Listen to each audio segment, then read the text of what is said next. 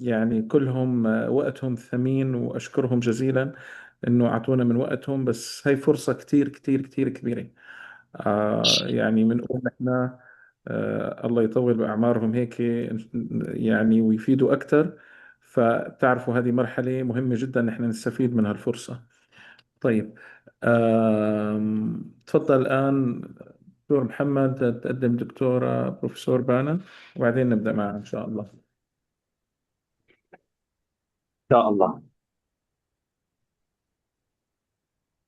طيب دكتور عثمان.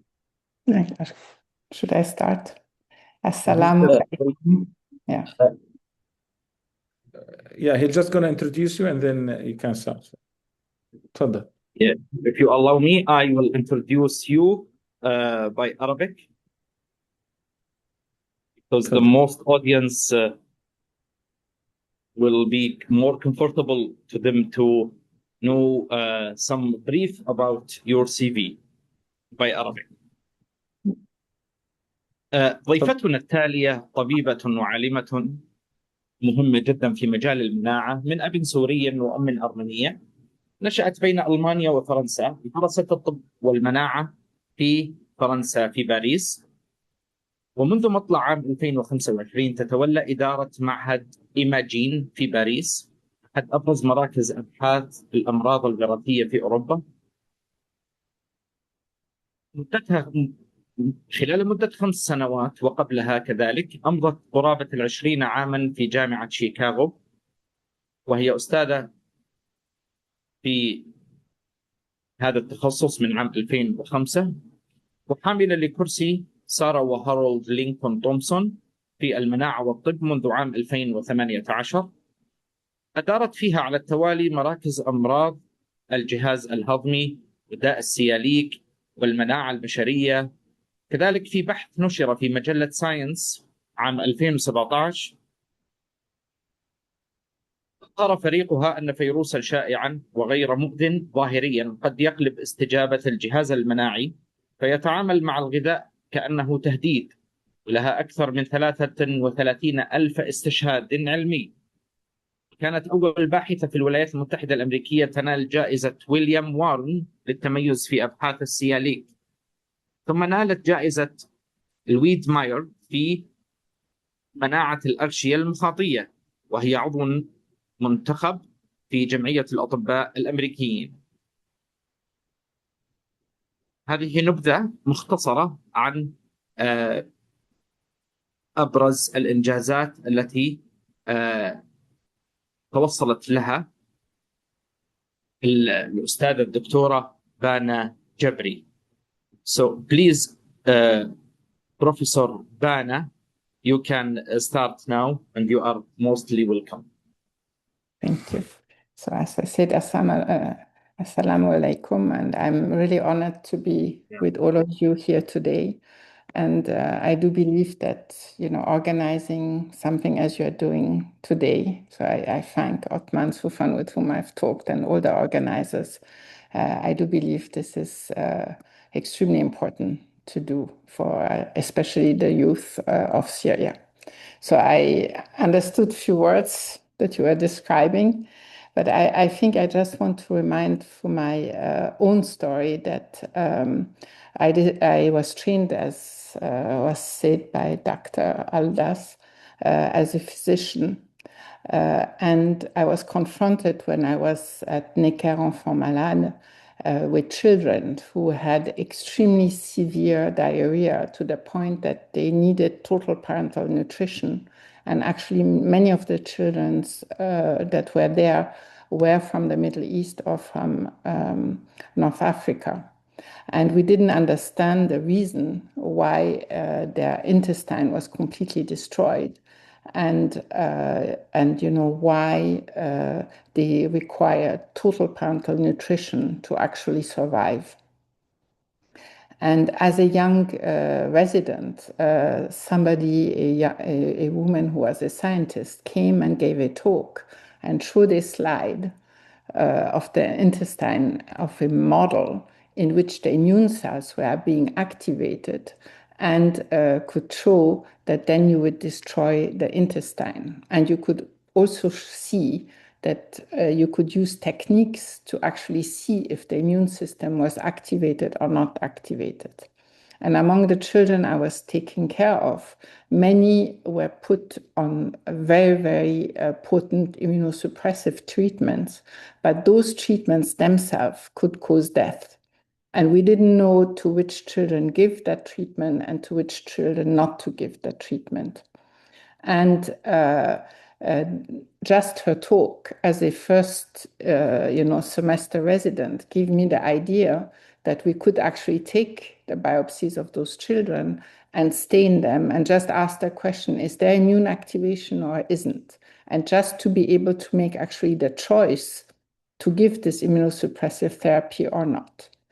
And this actually had a huge impact on how we were treating those children and how to look at it. But not only that, it then led to do experiments that led to the discovery of genes that were involved in immunodeficiencies leading to severe diarrhea, and also led to the discovery that some children had nothing wrong with their immune system. But what was happening is that the development of their intestine was not working, and those children then underwent intestinal transplantation.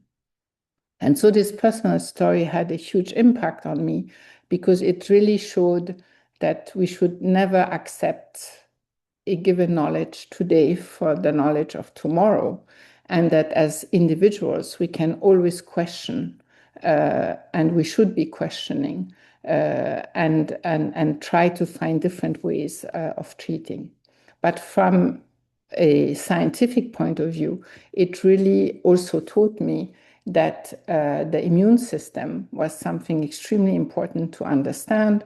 And we know now today that understanding the immune system has not only implication in understanding how we defend ourselves against infections, why we develop autoimmune diseases, but also why cancer is problematic and why actually the big breakthrough in cancer treatment have come from our understanding of the immune system and of tolerance. So the way I would like to give the lecture today is a little bit took as an introduction more generally about science and the importance of science, and then talk to you about the question in immunology of self, non-self, and the immunological paradox that our immune system is facing and how it is facing and what the consequences are in terms of disease pathogenesis, but also development of new treatments. But as you have seen from my own journey, we rarely know at the beginning where our path will take us. And, I left Syria when I was 2 years old, and as was described, I went to Germany and then to France to train. And medicine has always been my passion. And so I think one of the things I have learned at the personal level is, and this is something my mother has told me and taught me, is that you make of the future, you cannot always control your past, but you can control your future and you can control the choices you make.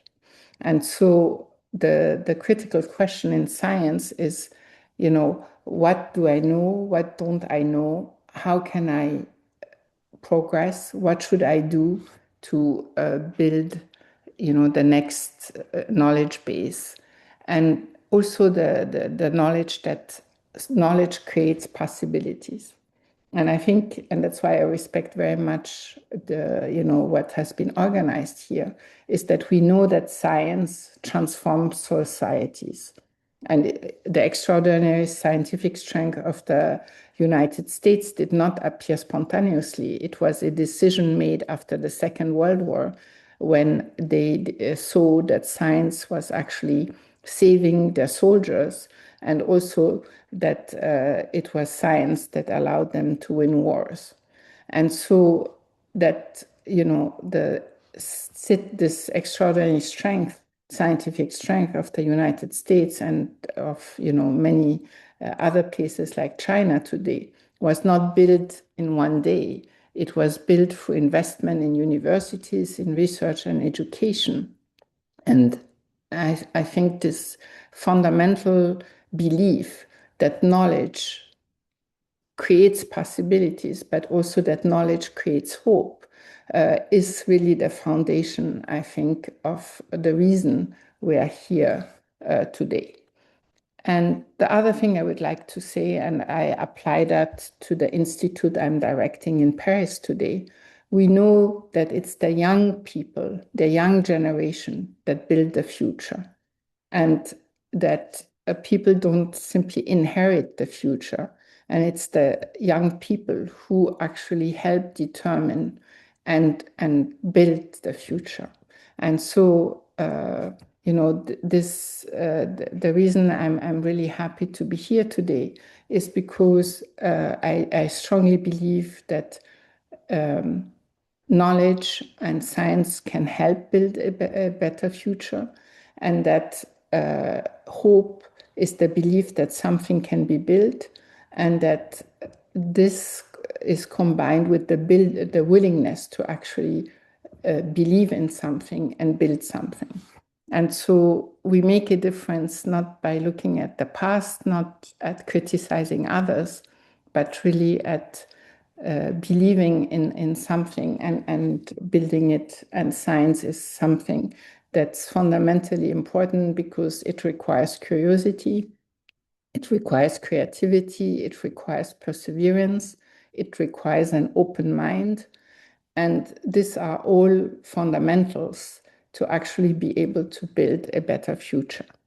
And so I think for all of us who are in science, we understand the value of science, and that's why you always have people doing science even when they're way past the age of retirement, is because science represents something where you are continuously challenged, you are continuously expected to question everything, but also something where you have space for your own creativity, and you can use that creativity in a positive way to question, but also to build something. And so this leads me to the topic of the scientific lecture today, which is really about the paradoxes of the immune system and what we call self-non-self. So if you think about the immune system and you think about, what are the key requirements for survival, the key requirement is that we protect our tissues. If our heart doesn't function, we die. If our kidney don't function, we die. If our gut doesn't function, we die. If our liver doesn't function, we die. And so the critical role of the immune system is to protect our tissues and to enable the survival of those tissues. But then at the same time, we know that the biggest issue we're facing are infections, microbes, viruses, bacteria, fungi, protozoa, all kinds of microbes. And we know through genetic studies that our immune system has actually evolved to deal with infections, and that this is the biggest evolutionary pressure on our immune system, is how we handle infections. But at the same time, then we need to protect ourselves against infection and eliminate microbes. We also need to do it in a way that doesn't destroy our tissues. And when you think about the different tissues we have, they don't all have the same capacity of actually being able to heal and being able to recover from the protection against infection. So if you take your eyes, for example, if you have a viral infection, like a herpes infection, and you mount an immune system to eliminate the virus, you will destroy your eye. And so there are systems in the eye that try at a maximum to prevent inflammation, because inflammation is going to result in a permanent destruction of a key structure of our tissue. And you can imagine at the time of hunter-gatherers, if you lose your vision, you cannot find food. And if you don't find food, you die. And so the type of immune response you have in the eye cannot be the same type of immune response that you have in your skin, for example, or in your gut, where the cells renew constantly with a 5-day basis, where your cells, even if they are destroyed, they will be replaced by new cells that can replace the cells that have been destroyed. And even if you have destroyed the tissue, the key component will be also how to reconstruct that tissue when it's possible and how to heal that tissue. And so the immune system is dealing on one end with how to eliminate the microbes, and on the other end, how to do it in a way that preserves as much as possible our tissues, and also doesn't attack our tissues when it's not necessary. And so the fundamental concept that was put forward many years away before has been this concept of self, non-self, meaning if our immune system knows what is self and learns how not to destroy what is self, we will not destroy our tissues, but we will only destroy the microbes that are non-self. But there are several issues with that. The first issue is that we are not the same through life. When you undergo puberty, you change your body. And so how does your body know that what was absent before puberty and appears at puberty is not non-self, right? So you would say there's a paradox there, and we should be starting to destroy things that appear at puberty that didn't exist before. How should we deal with pregnancy? When you carry a baby, this baby is not self. And so how come that we know that we need to tolerate that baby and not reject it if we are just on the basis of self, non-self discrimination for the immune system? We know that we have millions and millions and millions of microbes in our gut. We have more microbes in our gut than we have our own cells. And those microbes, we know now, are essential for our health. They're essential to allow us to digest properly. They're essential to allow us to actually have enough nutrients. They're essential for the normal development of our brain. And so how do we know that those microbes are actually good microbes and not bad microbes? And why do we accept this microbiota and those commensal bacteria? And we know how to reject Salmonella when or Shigella when it infects our gut and has major negative impact, severe diarrhea. And as you know, many children die of diarrhea when it's not controlled. So there is really this question of, how does our immune system actually know when to attack and when not to attack, knowing that you cannot just base this on self, non-self discrimination because of all the issues we just have talked about. And so the question has always been, on what should our immune system base its decision to attack or not to attack? And so, through evolution, and there are many things we have learned by studying the genome and studying genomes through generation of individuals. And we know now that the genes that have been positively selected through evolution, meaning the genes, the changes, the polymorphisms that have been selected through evolution and have probably played a major role in our protection against infection are the same genes that predispose us to autoimmunity. And so when you think about variants, genetic variants, you cannot just say, oh, these are good variants or these are bad variants, because humankind has been able to evolve and survive because of its capacity to adapt and to evolve and to change. And so we have a number of alterations or variation in our genome that have helped us to actually protect ourselves against infection, that make us, for example, more creative, but then can predispose us more for autoimmune diseases or can predispose us more for autoimmune diseases or inflammatory disorders. So I can give you examples like in Europe, plague has had a major effect with major death in Europe. And we know now that some genes have been selected in the European population that was faced with plague that are absent in the other populations that didn't see plague, and that this selective advantages for this gene help somehow for better protection against plague.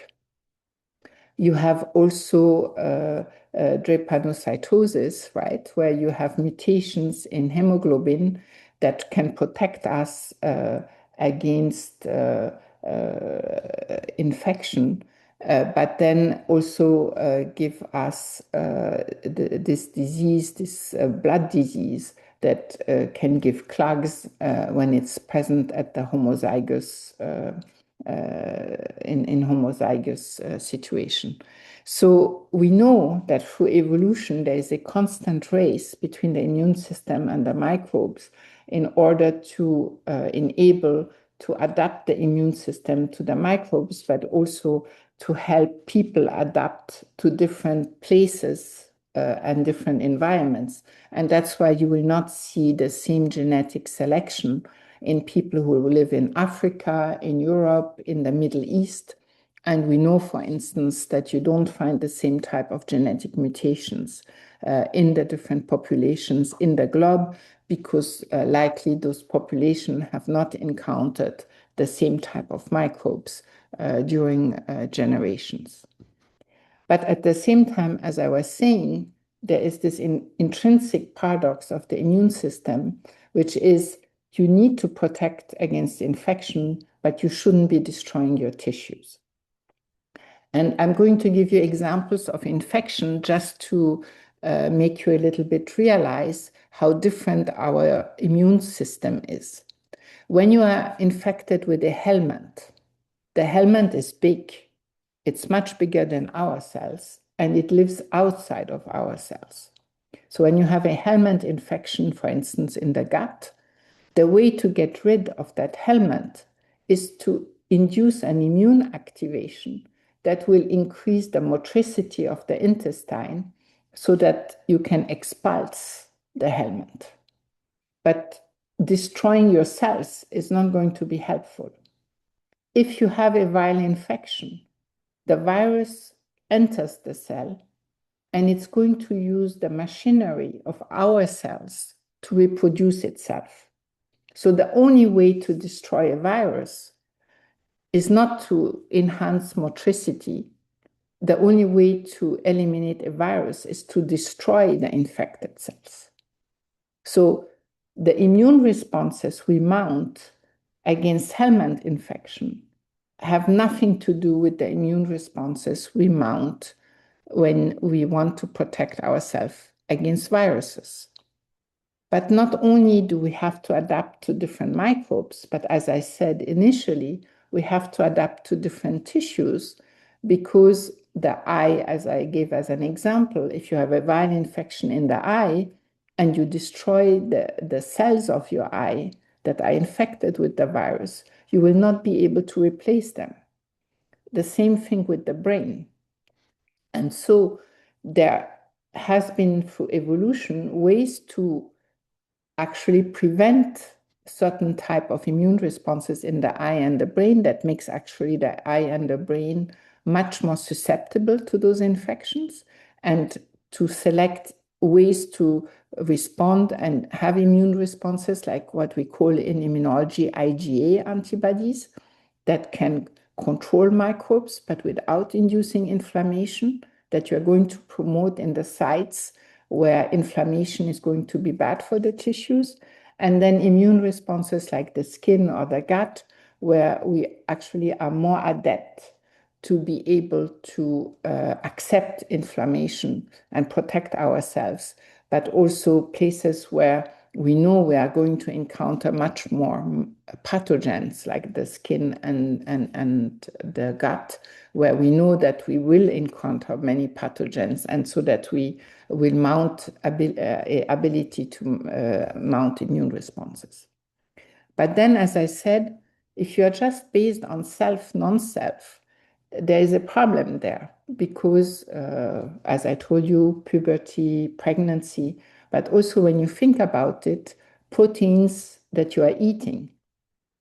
When you are eating beef, you are eating proteins that are not our self proteins. And you want those proteins not to induce an immune response. You have diseases like celiac disease, a disease I have been working on, where the immune system in some people are going to mount an immune response against gluten that is present in wheat. But that leads to a disease and prevents people from actually eating wheat. And so through time, immunologists have started to understand that it's not just about knowing what is self and non-self. It's about also knowing what is dangerous self, non-self, from what is not non-dangerous non-self. And so you may have heard of the dirty little secret that has, that a very famous immunologist called Janeway has put forward, where he said, did you realize that if you inject, for example, a protein to an animal that this animal has never seen, not only are you not going to mount an immune response against that protein, but actually you are going to remove all the immune cells capable of acting against that protein. So that when you come later with a bacteria, you will not be able to mount an immune response against that protein. And so what people call the little dirty secrets of immunologists is that they know that if they want to mount an immune response against that protein, they have to give this protein with a lysate of bacteria, like mycobacteria, that are going to activate the immune system in very strong ways, and say to the immune system, this protein is not just any protein, it's a protein that comes with danger. And so Janeway has proposed a very key concept in immunology.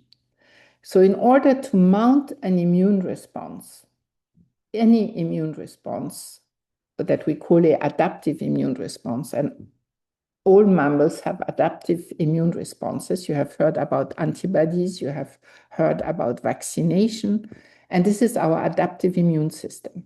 It's our immune system that enables us to mount specific immune responses against very specific proteins, very specific antigens. And when we don't have this adaptive immune system that we call T cells or B cells, we have very severe immunodeficiencies, and those children cannot survive. They have to be put in bubbles that protect them against any microbe, and the only way to survive is either to get a bone marrow transplant or to have gene therapy to correct the gene so that you have an adaptive immune response. And so these adaptive immune cells, those T cells, Janeway proposed, can only become activated when you have what we call antigen-presenting cells, cells that are capable of presenting this foreign antigen to T cells. And these antigen-presenting cells, Janeway said, are in resting situation.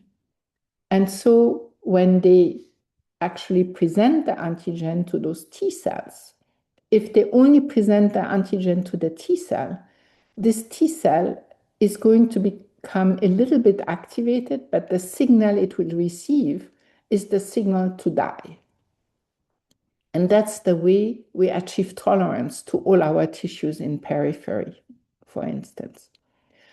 But if you have a microbe that somehow has some danger, he proposed that on those antigen-presenting cells, you would have receptors that he called pattern recognition receptors that would be specific to recognize things in bacteria that are only present in bacteria, and that bacteria would have a very hard time changing. And so when you have these pattern recognition receptors that, for example, recognizes LPS that is present on gram-negative bacteria, then this antigen-presenting cell will change and will be able to provide a second signal that is a survival signal to the T cell, so that then this T cell becomes activated and can mount an immune response and favor activation also of B cells that can then produce antibodies, which is again the basis of vaccination. So the first principle for tolerance that has come is that we shouldn't just have receptors that can say this is self and this is non-self. There has to be another signal that recognizes this as a microbe. And these receptors, again, have evolved through evolution. And there are toll-like receptors, if some of you have heard about it, like toll-like receptor 4. There are RIG-I proteins. And a Nobel Prize in the 2000s was given to people who had discovered those receptors. So you had Bruce Butler, who discovered toll-like receptor 4 as the receptor for LPS that recognizes gram-negative bacteria. You had people like in France, Hoffmann, that with Lemaitre had discovered receptors in Drosophila that were able to recognize pathogens and produce antimicrobial peptides that protect the flies against infection. And you had Steinmann, who was working on these antigen-presenting cells that we were talking about. And Janeway was dead at that time. And if he were not dead, I'm sure he would have received the Nobel Prize for putting forward this absolutely key concept that antigen-presenting cells were constitutively in resting situation and were not able to provide this signal of survival. And so you can also, I hope, see this message that you had somebody without even doing experiments, but just thinking about fundamental questions, coming up with a theory that actually was a transformative theory that then later on was proven right by experiments. And so this first key concept, beside what we call thymic selection during development, where we eliminate all the very autoreactive T cells, but where we cannot eliminate all the autoreactive T cells against our tissues because our thymus cannot present all the tissue antigens, is this concept of having receptors on antigen-presenting cells that can recognize microbial entities and that can hardly be mutated in microbes and will actually indicate to our immune system that there is a foreign microbe that is present. So that's one absolutely key concept in immunology that helps to understand self, non-self discrimination, and that Janeway also called infectious non-self. So it's not just that we are recognizing non-self, we should be recognizing infectious non-self. So that if you had something that was not a microbe and was a simple protein, like a food protein, or a antigen like in tumors, and that's why we have a hard time eliminating tumors, but without an infectious concept, then we have a hard time actually mounting an immune system, an immune response. And that's why people, for example, to protect against tumors, had the idea of injecting bacterial lysates into the tumors in order to provoke an immune response. And to some degree, this has actually worked.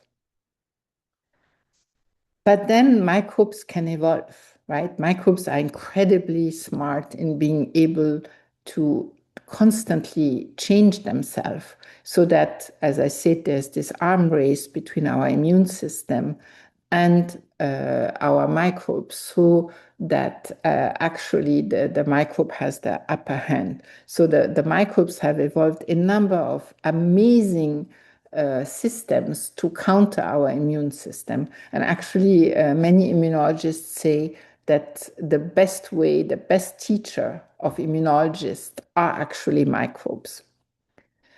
So what then, a second concept that has emerged, and for which there has been a very strong molecular basis, because, as important concepts are, it is very important to be able to demonstrate them in an objective way and provide molecular mechanism.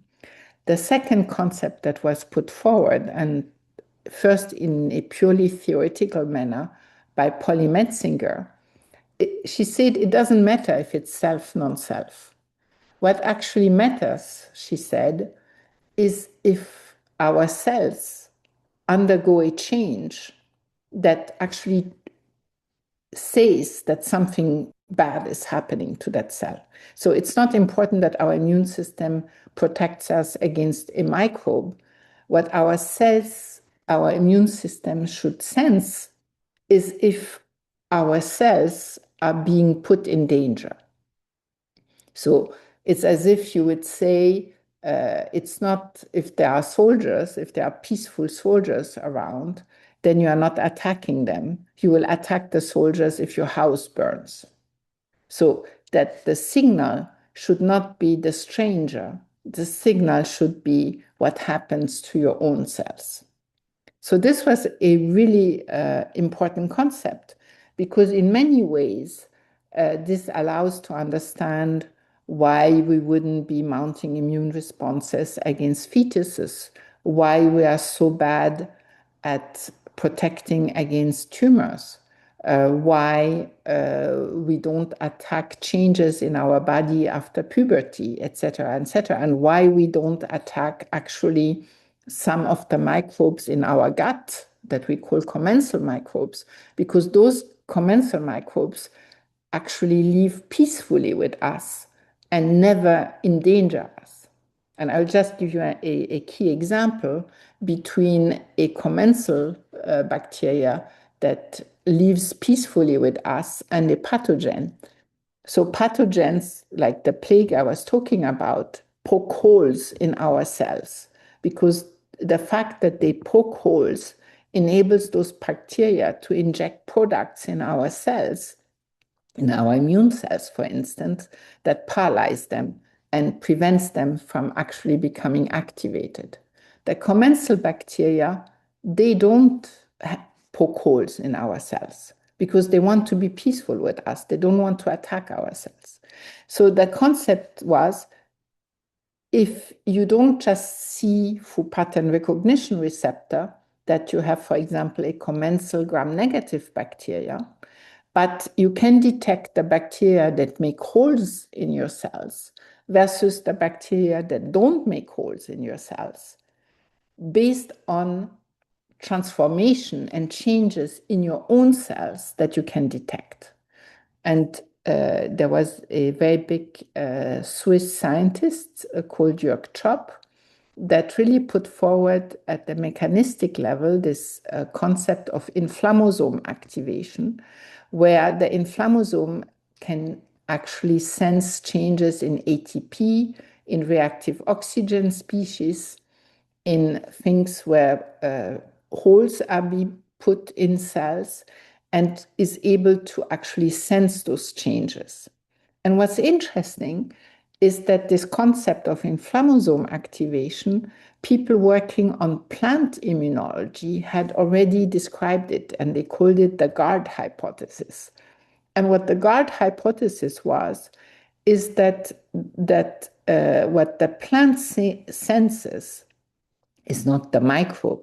What it senses is an internal change in the milieu of the cell, where all of a sudden something is happening inside the cell, and there's this protein that normally prevents another protein of becoming active. And when you sense this internal change, this other protein leaves, and now this protein can attack. And so the idea is, again, that what our immune system is then able to sense is this internal change. Interestingly, toll-like receptor 4 that in mammals can detect, as I said, LPS, can be expressed on the surface and will recognize LPS. But in Drosophila, toll-like receptor 4 doesn't work that way. What will activate toll-like receptor 4 is an internal change in a protein that exists in a pre-stage called prospätzle. And when there's this internal change because of the presence of a bacteria, prospätzle becomes spätzle, and then spätzle is recognized by toll-like receptor 4. And so the concept that has really emerged in immunology is that in order to fully activate your immune system, not only do you need to sense that something is foreign and that you never saw it, and hence you have T cells in your body that have not been eliminated and are present and can recognize this antigen, but that you need also signals that will tell the immune system that something dangerous is taking place. And I told you the story at the beginning of, how as a young resident, I became very interested in tissue destruction and tissue damage. And so one concept that we have put forward many years ago, and now a number of groups have supported that, is the concept that before destroying your tissue, what you actually needed to have as an additional signal is that your tissue cells show stress, the presence of stress, of danger of the cell. And there are stress-induced molecules on our cells that are able to say, we are in danger. So these are not non-self molecules. These are molecules all of us share that have evolved through evolution to exist and are only expressed when we are stressed, when our cells are stressed, when there's something happening that is abnormal to our cells. And this, what are called stress-inducible molecules, can be cytokines like interleukin 15, like TSLP, or can be non-classical class 1 molecules like HLA-E, like MIC-A, like a number of these MHC-like molecules. But these are all molecules that we have, but they are only present if our cells are in danger. And we have receptors on our immune system that are actually able to recognize these stress molecules.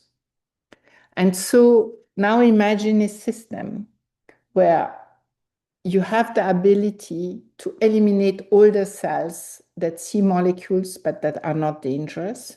So you purge your immune system from all your autoreactive T cells that would cause autoimmunity. You are then left still with a lot of T cells that are so broad in their repertoire that they could recognize almost any antigen. But then the decision to attack or not attack is not only based on, I recognize this as being non-self, but based also on, is it really dangerous for me? Is it really compromising my survival? And it's only when you have the combination of both that you are able to activate the immune system. So, how does that impact actually how we think about disease and how we are developing new treatments? So the first thing is that we understand that our immune system will lose tolerance when you have a dysregulation of this. What we still not very well understand and we are not good at is developing treatments that restore full tolerance once tolerance has been broken. So once you have activated your immune system and you have type 1 diabetes, or you have multiple sclerosis, or you have inflammatory bowel disease, those are all chronic disorders. And we are still not good at reverting the immune system to make it go back to becoming tolerogenic. So there are many attempts to do that using all this immunological knowledge by trying to give this protein alone and hoping that if you give it outside of the tissue that is targeted by our immune system, that then we would be able to mount a protective, a tolerogenic immune response and block the immune response. But for the moment, this part we have not been very good at. But there are many, many attempts to do that, be it in celiac disease, in diabetes, in MS. Where we have been better at for those type of diseases has been to actually act downstream and attack the products like TNF that causes rheumatoid arthritis or inflammatory bowel disease and have neutralizing antibodies against the molecules that are actually harmful. Or we have been successful in blocking the T cells to go to the tissue to destroy them. Or we have been good at preventing cytokines that induce the bad type of immune response. So that's where we have been able. But if you think about tumor immunology, we have been much better at it. And what we have understood is that we have all those receptors, not only that need to become activated, but that there are also the receptors that block under normal circumstances when, again, it's not an infection, that prevent our immune system to become activated. And so the big breakthrough for tumor immunology has been what people have called checkpoint inhibitors that actually block those inhibitory receptors that prevent immune activation in the context of a situation where it's not an infectious microbe. And so there has been a breakthrough. There will be breakthroughs. I told you that, for instance, for our nervous system and Alzheimer, we know that in order to get rid of amyloid plaques and so on, we would need to activate macrophages. We would need to activate our immune system to get rid of that. But that there are many systems in place to actually inhibit inflammation and activation of certain types of macrophages in the brain that could help get rid of all of this. But now we start to have ideas about how to be able to specifically activate some of those immune cells in the brain to actually eliminate those debris. We understand better that certain types of immune responses produce barrier function at the level of our skin and at the level of our gut. But under certain circumstances, those same molecules can cause, for example, psoriasis with interleukin 17. And now we know how to treat psoriasis by actually blocking this IL-17 immune response. And so there have been many, many, many breakthroughs, and I anticipate there will be many more breakthroughs in the way we can actually use our immune knowledge to treat diseases and treat tumors. And including mRNA vaccines, you may have heard that there has been recent progress in using mRNA vaccines against cancer. There are going to be progress made in our understanding of the immune cells, like I told you about the adaptive immune cells and B cells that produce antibodies. We know now that those B cells not only produce antibodies, but can serve as antigen-presenting cells, especially in autoimmune diseases. And now there are new treatments evolving to eliminate those B cells in tissues to treat, for instance, multiple sclerosis. So I hope that, through this lecture, you have a little bit seen how actually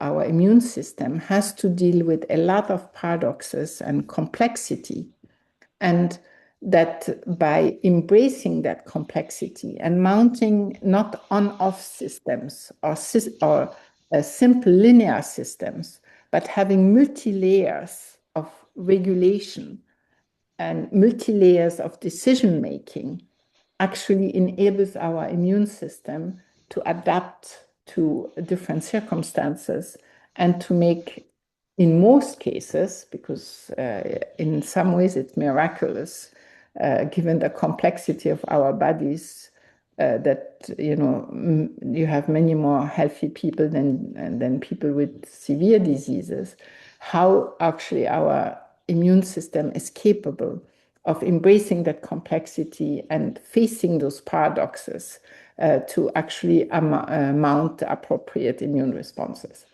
So, if immunologists learn a lot about microbes to understand better the immune system, I think we as human beings have a lot to learn from the immune system to actually adapt our own responses when we are facing all the difficulties we are currently facing, be it in our personal lives or be it in our countries, with all the complexities that our world is facing right now. So I'm happy to take questions.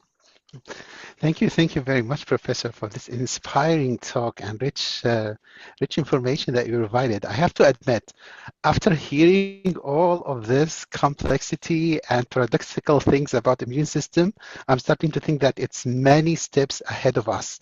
In this direction, I have two questions. The first one is, are there any established ideas in cancer research, given this complex adaptive system that we have, that you think we should be more willing to question as new evidence emerges? So I think it's already I would say in the field of cancer, they are already using a lot of that current knowledge. So as I said, it's fantastic to think about the Nobel Prize that was won for cancer immunology, and again, that's why I'm saying, when I say creativity and the ability to just think differently, how key it is to actually make major discoveries. So you had the same person working on tolerance and being obsessed by tolerance and saying, this is how we achieve not attacking our own body. And then this one person just turned it around and said, what if we block that system to now enable our immune system to attack tumors? And that's how the Nobel Prize was won, right? And checkpoint inhibitors have been key. So the other part that people are now using is all those epitopes that are specific to the tumor and are not expressed by normal cells. And so they want to use all this, what they call neoepitopes, and introduce them in mRNA vaccines to actually activate the immune system against all those neoepitopes, because those neoepitopes, we have T cells for them because they haven't been eliminated previously. And so using, the knowledge of mRNA vaccine and innate immune activation with neoepitopes is going to be another breakthrough. The third type of breakthrough that is happening in tumor immunology is our understanding of signaling. So many of the tumor cells are dependent on very unique signaling pathways. So there are many interesting, I'll give you two examples. One example is our B-cell lymphomas. And many of the B-cell lymphomas, including that go into the brain, are mutations that activate BTK, which is the kinase that is below the B-cell receptor. And so the cells can continuously become proliferate without being activated by a specific antigen. So people have developed BTK inhibitors, and that has been absolutely key in the treatment of B-cell lymphomas. Another example is a recent example of pancreatic cancer, which was, one of the most severe cancers for which we had no treatment. And people looking at the signaling have discovered that RAS signaling and some very specific signaling pathways were key. And they're targeting those signaling pathways. So I think the future I can see for cancer are twofold. And I think it's going to be a combination, that the most efficient therapies are going to be combination therapies. Chemotherapy has always been about how to weaken your cancer cells, right? And the problem has always been it's very difficult to eliminate all the cancer cells. And if you have few cells left, they will take over. So if you now can understand what are the signaling mechanisms for survival that are key for the cancer cells and attack those, at the same time, then you can activate the immune system against specific epitopes present in tumors. That's when you have the biggest chance of eliminating. So for me, the future of cancer will be a combination therapy that will leverage at the same time the immune system and the survival mechanism of the tumors with all the mutations happening at the level of the tumor cells. Thank you very much. Any question? You can write your question in the chat. We can try to translate it if you have any. We still have 4 minutes. While people are thinking about questions, I have another quick one, maybe. What advice would you give to young researchers available in this area or in this room, or just like will be later watching this recording, on how to challenge established knowledge while still building carefully on what science already knows, given that we heard about a lot of paradoxes already and the need of going back to the fundamentals? So I do believe the first thing is knowledge is very important. So I strongly believe in knowing a field, knowing the culture, knowing the history of a field, and knowing the key concepts of a field. But the key, when you read scientific literature, there are two parts. There's the experiment, right, and the results, and there's the interpretation. So the first thing one has to be very careful about is distinguish a result from interpretation, because the interpretation is always function of the current knowledge. And so with the current knowledge, you may conclude something that turns out not to be right later on, but the experiment was actually correct and the result was correct. There's a very nice example like this where people didn't know about regulatory T cells. They had certain interpretation. It was wrong, and it turned out to be regulatory T cells. So the interpretation is always function of the current knowledge. The second thing, there's a saying in American science where they say God is in the details. And so one should also look before concluding that one lab has a result and this other lab has a contradictory result, and to say I'm right, they're wrong, is actually to go and look very carefully on how an experiment was done. And I have lived that myself. We had published, the fact that T cells can be activated by innate receptors alone to kill. And there were very good groups who had shown that they couldn't see that. And so my way of addressing it was not to say, I'm right, they're wrong. I went and looked how they did the experiment. And then we saw that there were fundamental differences. We were using cells that were pre-activated, that were in an effector state. They were using resting memory cells. We were using interleukin-2 with 100 units, which acts like an inflammatory cytokine called IL-15. They were using 20 units of IL-2. So we repeated the experiment in their conditions and our conditions, and then we saw that there was no contradiction. It's just that it was different, but not it only was it different, but it taught us something about the biology. Because what it taught us is that this ability to kill independently of the specificity of the T cell receptor was function of the cells being already pre-activated, and was function of the fact that not only should it see a stress molecule, but it had to have another signal with an inflammatory cytokine. So I think one should also go and look very carefully on how an experiment has been performed. And that's why the methods are very, very important. Great. Thank you. Thank you very much. Thank you. Appreciate it. Any other question? With no further questions, thank you again very much for the inspiring talk, Professor. And back to you, Muhammad, for our next keynote. Thank you. Appreciate it. Yes. Thank you so much.